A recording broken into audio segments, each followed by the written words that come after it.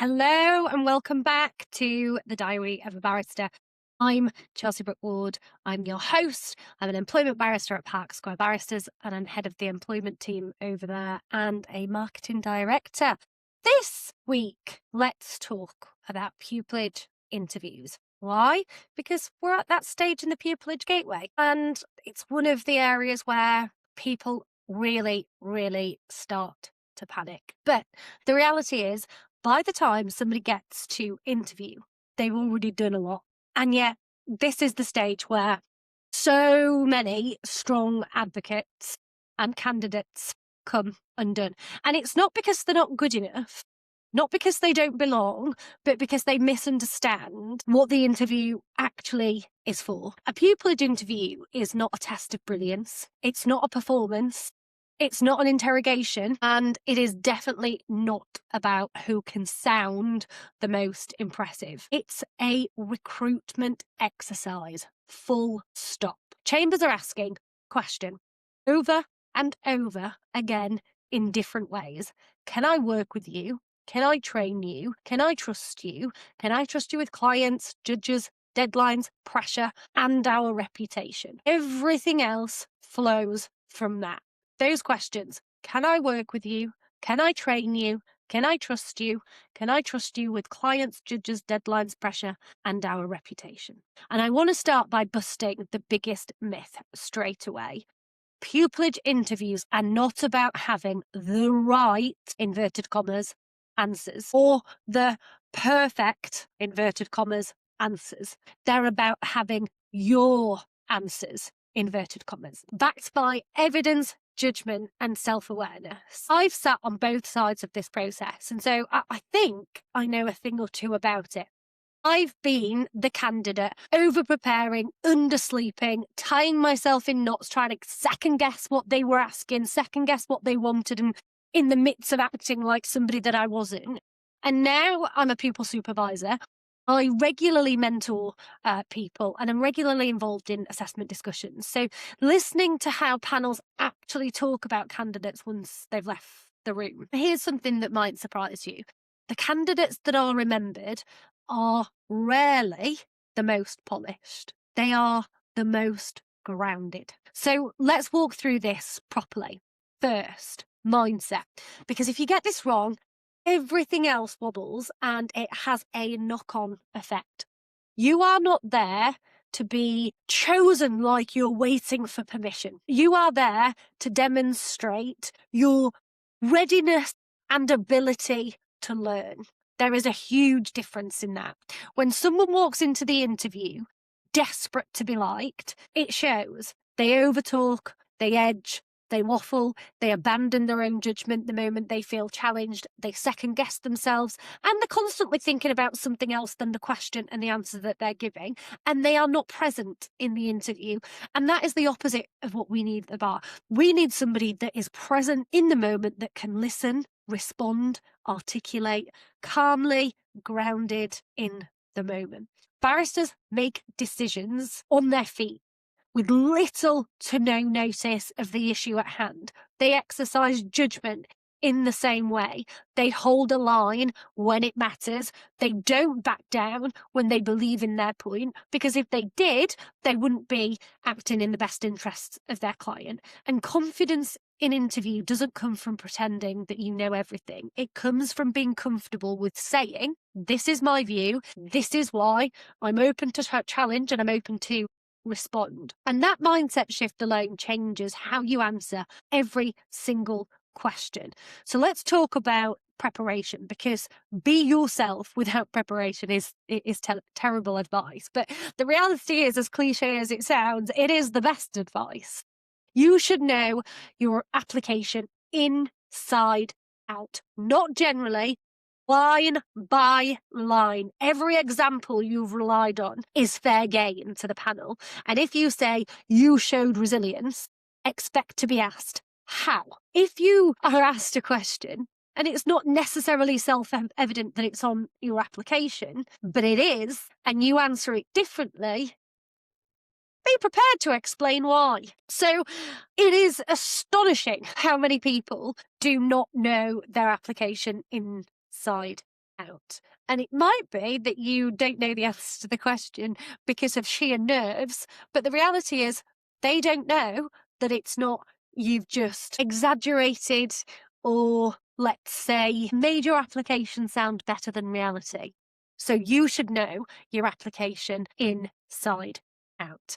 If you say you've developed advocacy skills, expect to be asked when they failed. If you say you're motivated by access to justice, expect to be asked what that actually means in practice. Panels are not trying to catch you out. They're trying to see whether you've thought about what you've written and how you handle that. Because ultimately, that is what will happen in court. If you do a skeleton argument in an application or in written submissions for a final hearing, a judge will ask you about what you've written. And it is one of the basic skills required of a barrister. So they want to know that you have an ability to write something and stand by it and argue the point. One of the biggest interview errors I see is candidates who prepared new, shinier answers instead of deepening the ones they already gave. Depth beats novelty every time. If I could give you one golden rule for pupillage, it would be this. Specificity wins. Be specific. Be more specific. Be more specific, and even more specific than that. General answers feel safe, but they are forgettable. And they're said by every goddamn interviewee. And they're not credible answers. And what I mean by that is one of the common generic type answers I see is, why do you want to be a barrister? I have a passion for advocacy. Okay. When did you discover that passion? When you were 4? When you wrote the answer? How did you discover that you had a passion for advocacy? And why did that make you want to be a barrister as opposed to a politician or a charity advocate or some type of other advocate? Why do you want to be a barrister? And also, what do you think will make you a good barrister and a good barrister at that chambers? So when they're asking questions, they're not asked just because they want to know your answer. They want to know that you've got a why. They've got to know that you're going to be good at the job, that you understand what the job entails, and that you're going to fit in. It goes back to those questions that we did right at the very beginning of this podcast. And they're the questions that really you need to be thinking about. Can I work with you? Can I train you? Can I trust you? Can I trust you with clients, judges, deadlines, pressure, and our reputation? And so when you're answering questions, being generic in your answers doesn't answer any of those questions, nor does it answer the question that you're being asked. Now, specific feels quite risky because there is so much to pick apart, but they're credible and they come across that way and they answer the questions that ultimately need answering. So, for example, I learned resilience during my law degree. Tells me absolutely nothing. During my second year, I failed one of the core modules. I had learned that I was burning the candle at both ends. So I had to resit the core module whilst also undertaking the other modules as part of the course. In order to do that, I changed my hours at work. I put in additional study dates in the library and ensured that the second time I sat it, I passed. I learned the hard way that when something is important, it needs to take priority. Since then, I never failed another module. And in fact, following on from that, I received firsts in all the other tests that I'd sat. And so doing my law course and law degree taught me something about resilience and about priorities. The panel is listening for judgment, for reflection, and for growth. Not hero stories, not you're Mr. or Mrs. Perfect and you've never got anything wrong. Because if that is true, which I doubt it is, then you don't have the capability to have built up resilience. And that is quite sad. And, you know, if you haven't yet built up that resilience, this career is going to do it for you. And I wouldn't want to put my time, effort and reputation into somebody that's never failed at anything. So let's talk about classic interview questions, because yes, there are some common ones that keep cropping up, believe it or not. You will almost always be asked some version of why the bar? Why this Chambers? Why you? So let's take those one at a time. Why the bar? It's not about passion alone. Passion for the bar is probably assumed. Your interest in the bar is probably assumed. You've been to law school, you've done the bar course, you've done mini pupillages. They are all things that are expected of you at this stage. So assume that they already know you have an interest in the bar. They want to know why. If you didn't care about the profession, you simply wouldn't be there. So the question is about alignment. Do you understand what the job actually involves, and have you chosen it deliberately? Good answers show an element of realism. They are acknowledging the pressure, the uncertainty, the responsibility. They don't romanticize the role. They connect their experiences to the career. If your answer could be lifted and given by someone else, it is not strong enough. Be specific. Be more specific. Be more specific, and even more specific.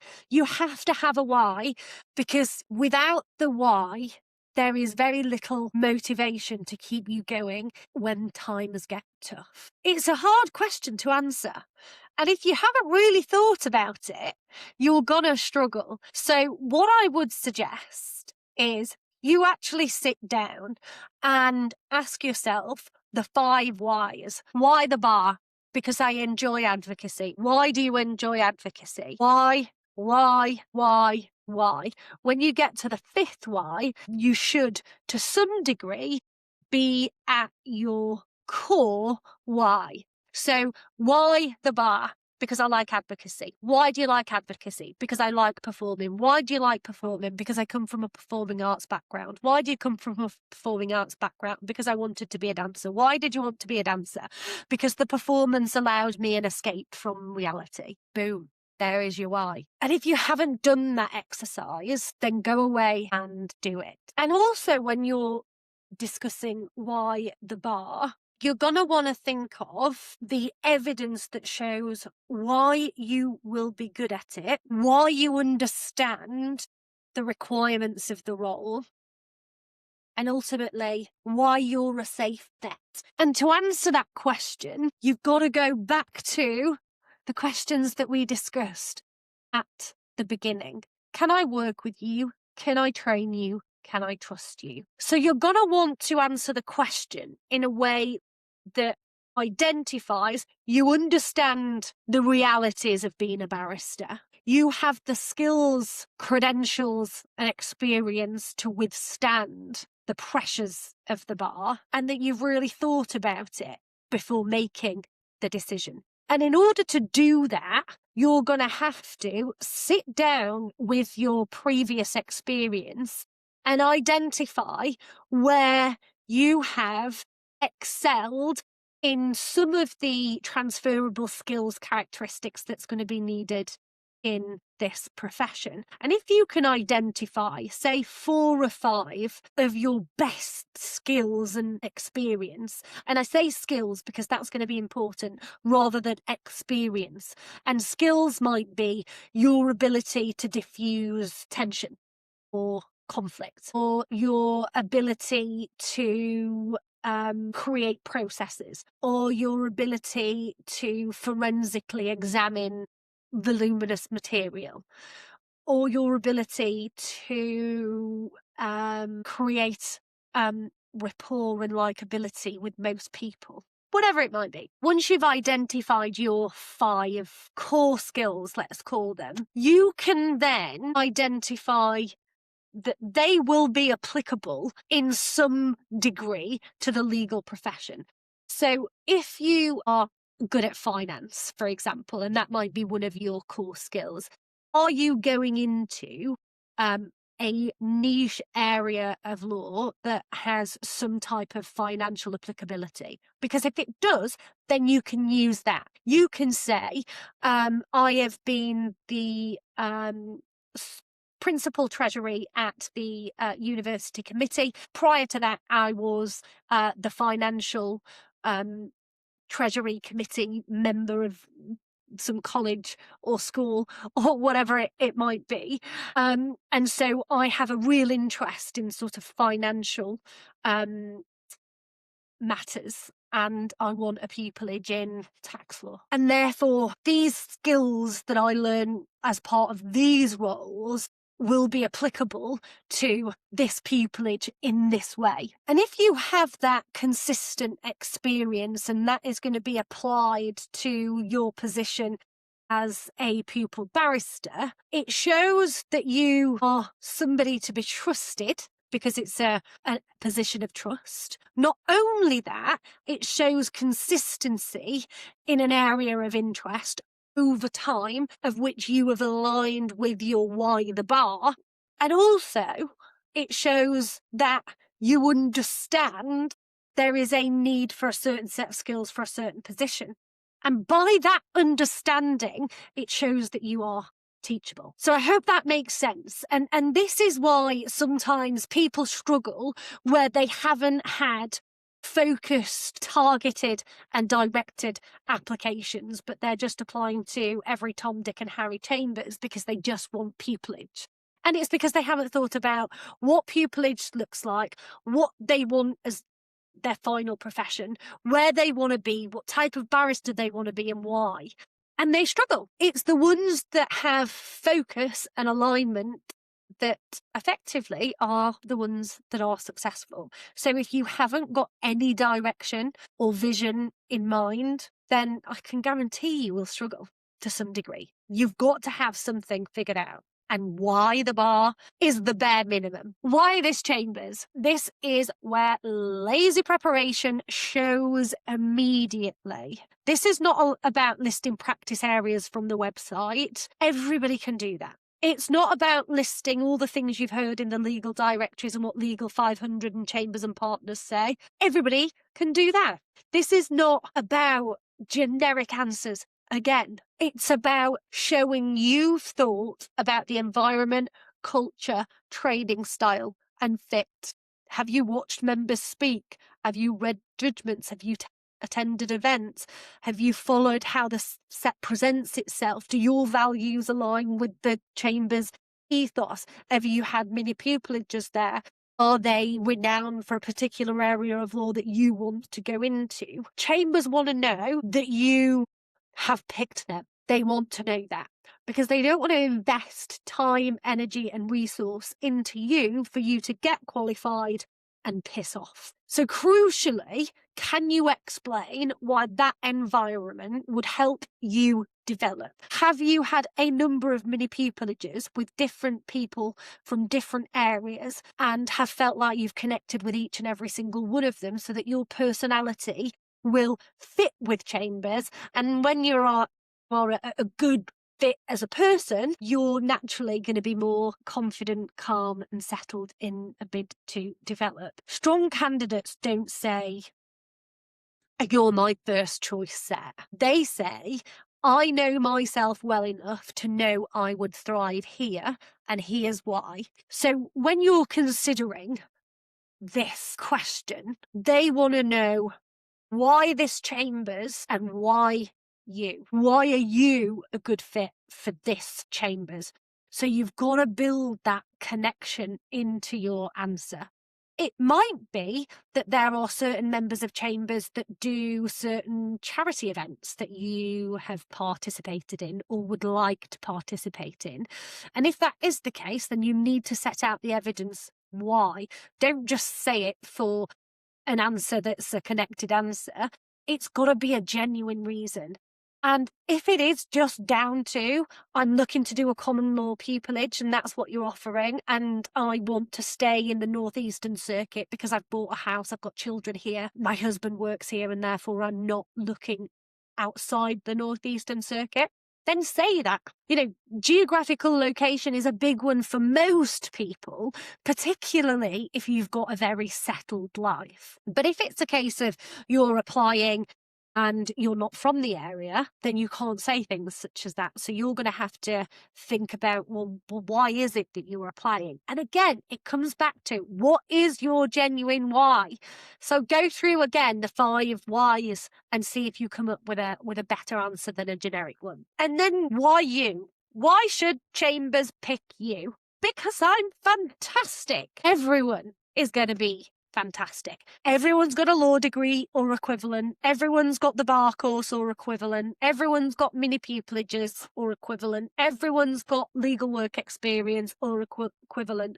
So simply stating the obvious is not enough. This is the question that makes people panic. And it shouldn't, because this is the easiest question, because all you need to do is talk about you.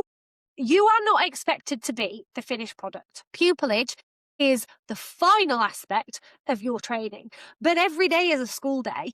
Even when you finish pupillage, you're not expected to have this encyclopedic knowledge of the area of law that you do and every area of law. Although, trust me, your friends on Facebook will think that you do. It's amazing how many legal questions I get about areas of law that I've never even considered. Anyway, panels are not looking for this tick box exercise. I should be picked because I've done mini pupillages. I should be picked because of this. I should be picked because of that. I should be picked. Think outside the box on this one. They are looking for potential, work ethic, integrity, coachability. A strong answer talks about how you learn, how you respond to feedback, how you handle responsibility, how you recover when things go wrong, and about how your experience evidences this. Which brings me to one of the most important interview skills of all: handling challenge. You will be interrupted. You will be pushed, sometimes deliberately, sometimes not. This is not hostility. It's simulation, because that's the career you're going into. What we're watching for is not whether you're right, but how you respond when questioned. Do you crumble? Do you get defensive?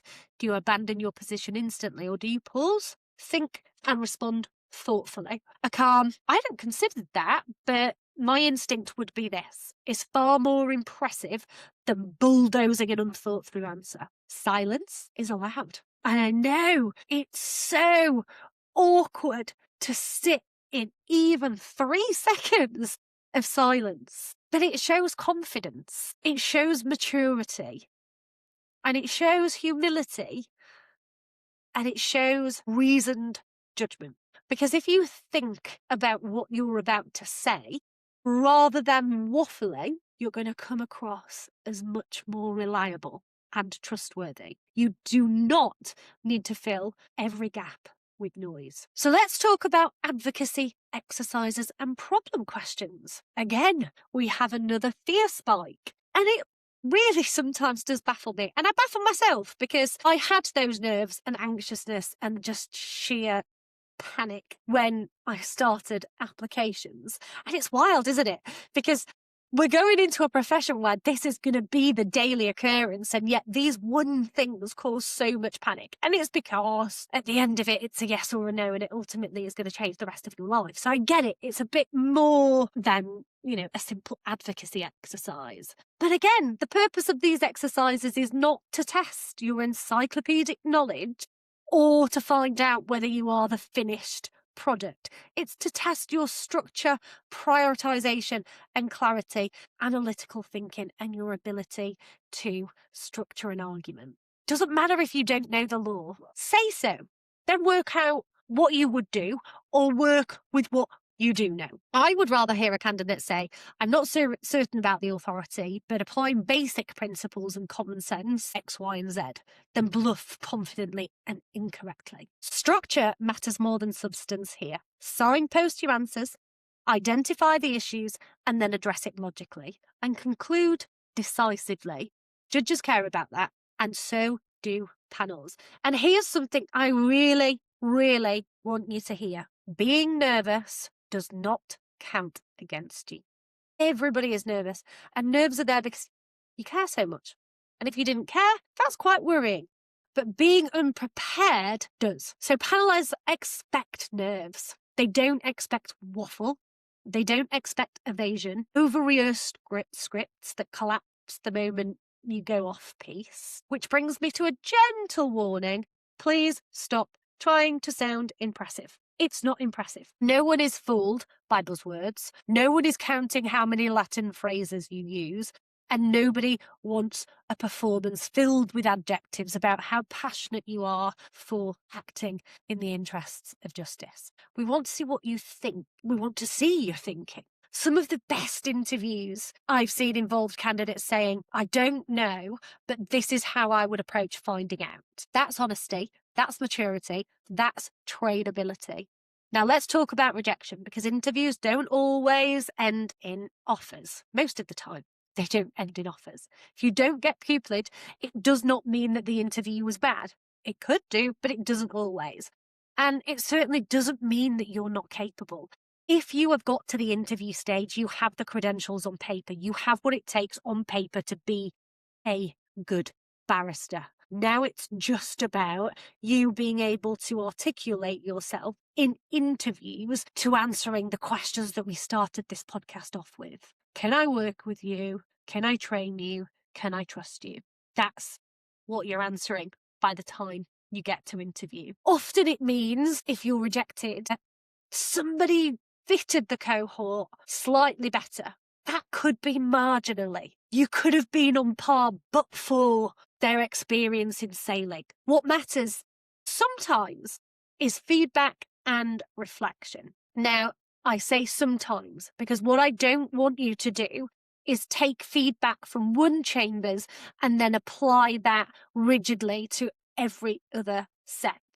Take the feedback and reflect what resonates and what doesn't. Because one thing that I see time and time again is that people adapt themselves to fit with that feedback, which might not necessarily be applicable to other sets of chambers. And it's about taking on board that feedback, seeing what resonates with you and seeing what doesn't. If there is something within that feedback that you think is a core personality trait of yours, then don't change it, because that's you being authentic. And if you change it, that's you being inauthentic. So take feedback as constructive criticism, but you don't always have to adapt to it or agree with it. And every interview teaches you something about yourself, about how you respond under pressure, about where your answers lacked clarity, about where you need to tighten or deepen some of those answers. That is how candidates progress from nearly. And finally, I want to say this because it matters. Are not expected to be confident because you were born confident. Confidence at the bar is built through preparation, honesty, and repetition. Every strong barrister you admire once sat in pupillage interviews feeling sick with nerves, wondering what the fuck they were doing. The ones who make it are not the ones who never doubt, who don't stress, who don't panic. They were the ones who showed up anyway, prepared, reflected, and were willing to grow, and repeated again and again and again. Pupillage interviews are not about being chosen. They are about you showing you're ready to be invested in, and your readiness is something you can build upon. And we come to the end of this podcast. So it's about how you frame what the interview process is about. Ultimately, it's a recruitment exercise, and you are an investment. It's a business decision. It's an economic decision. And so you need to treat the interview with that in mind. They want to know, can I trust you? Can I train you? Can I work with you? Once you're able to answer those three questions in a way and format to the questions that are actually being asked, and once you understand that that is effectively what they are asking in one way or another, you start to approach the questions much differently. Thanks for listening. And if you have got an interview this year, well done you. Please let me know through one of the social media channels. And if you have any questions or any topics for future related podcasts, do leave me a review. And until next time, thanks for listening. Bye.